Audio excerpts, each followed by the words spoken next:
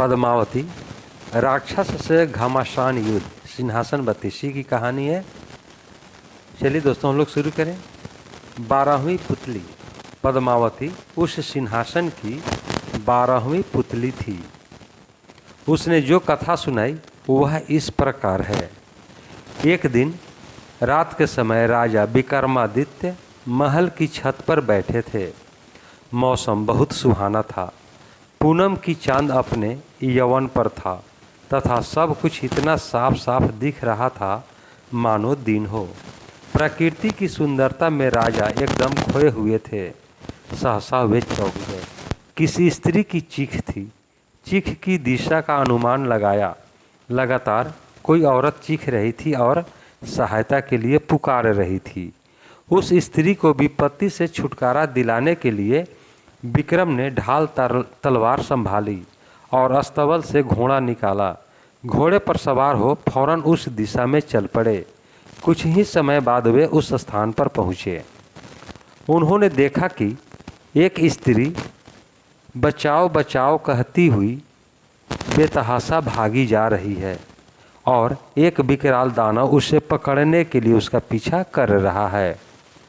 विक्रम ने एक क्षण भी नहीं गंवाया और घोड़े से कूद पड़े। युवती उनके चरणों पर गिरती हुई बचाने की विनती करने लगी। उसकी बाहें पकड़कर विक्रम ने उसे उठाया और उसे बहन संबोधित करके ढाढ़स बंधाने की कोशिश की। उन्होंने कहा कि वह राजा विक्रमादित्य की शरणागत है और उसके रहते उस पर कोई आँच नहीं आ सकती। जब वे उसे दिलासा दे रहे थे तो राक्षस ने अट्टहास लगाया। उसने विक्रम को कहा कि उन जैसा एक साधारण मानव उसका कुछ नहीं बिगाड़ सकता तथा उन्हें वह कुछ ही क्षणों में पशु की भांति चीड़ फाड़ कर रख देगा। ऐसा बोलते हुए वह विक्रम की ओर लपका। विक्रम ने उसे चेतावनी देते हुए ललकारा। राक्षस ने उनकी चेतावनी का उपहास किया। उसे लग रहा था कि विक्रम को वह पल भर में मसल देगा। वह उनकी ओर बढ़ता रहा। विक्रम भी पूरे सावधान थे। वह ज्यों ही विक्रम को पकड़ने के लिए आगे बढ़ा, विक्रम ने अपने को बचाकर उस पर तलवार से वार किया। राक्षस भी अत्यंत फुर्तीला था। उसने पैंतरा बदलकर खुद को बचा लिया और भिड़ गया। दोनों में घमासान युद्ध होने लगा। विक्रम ने इतनी फुर्ती और चतुराई से युद्ध किया कि राक्षस थकान से चूर हो गया तथा शिथिल पड़ गया। विक्रम ने अवसर का पूरा लाभ उठाया तथा वो अपनी तलवार से राक्षस का धड़ सर से अलग कर दिया। विक्रम ने समझा राक्षस का अंत हो चुका है, मगर दूसरे ही पल उसका कटा सिर फिर अपनी जगह आ लगा और राक्षस दुगुने उत्साह से उठकर लड़ने लगा। उसके अलावा एक और समस्या हो गई।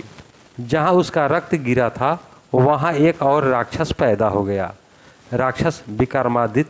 राजा विक्रमादित्य क्षण भर को तो चकित हुए, किंतु विचलित हुए बिना एक साथ दोनों राक्षसों का सामना करने लगे।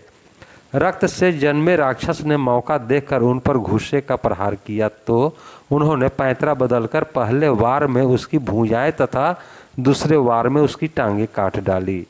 राक्षस असहाय पीड़ा से इतना चिल्लाया कि पूरा वन गूंज गया। उसे दर्द से तड़पता देखकर राक्षस का धैर्य जवाब दे गया और मौका पाकर वह सर पर पैर रखकर भागा। चूँकि उसने पीठ दिखाई थी इसलिए विक्रम ने उसे मारना उचित नहीं समझा। उस राक्षस के भाग जाने के बाद विक्रम उस स्त्री के पास आए तो देखा कि वह भय के मारे कांप रही है। उन्होंने उससे कहा कि उसे निश्चिंत हो जाना चाहिए और भय त्याग देना चाहिए क्योंकि दानव भाग चुका है। उन्होंने उसे अपने साथ महल चलने को कहा ताकि उसे उसके माँ बाप के पास पहुँचा दें।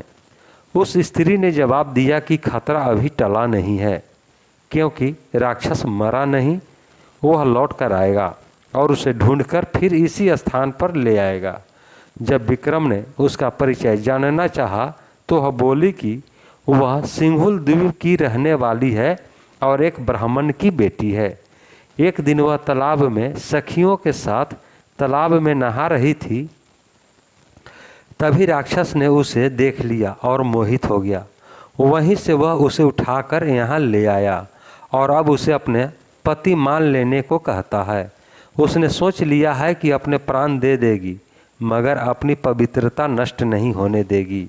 वह बोलते बोलते सिसकने लगी और उसका गला रूंध गया।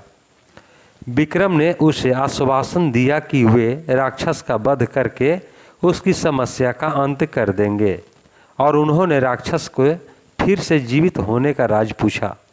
उस स्त्री ने जवाब दिया कि राक्षस के पेट में एक मोहिनी वास करती है जो उसके मरते ही उसके मुंह में अमृत डाल देती है।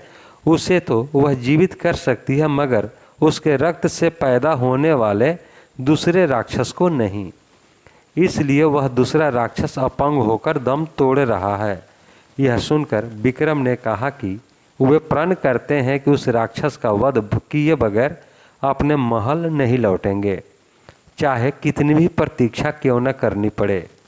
उन्होंने जब उससे मोहिनी के बारे में पूछा तो स्त्री ने अनभिज्ञता जताई। विक्रम एक पेड़ की छाया में विश्राम करने लगे।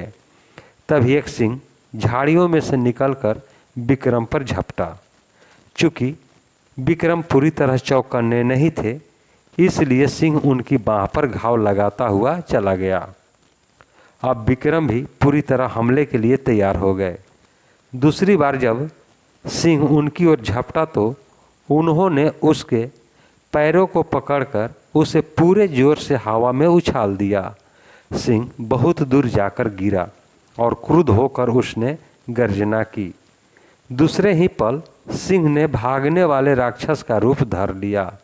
अब विक्रम की समझ में आ गया कि उसने छल से उन्हें हराना चाहा था। वे लपक कर राक्षस से भिड़ गए।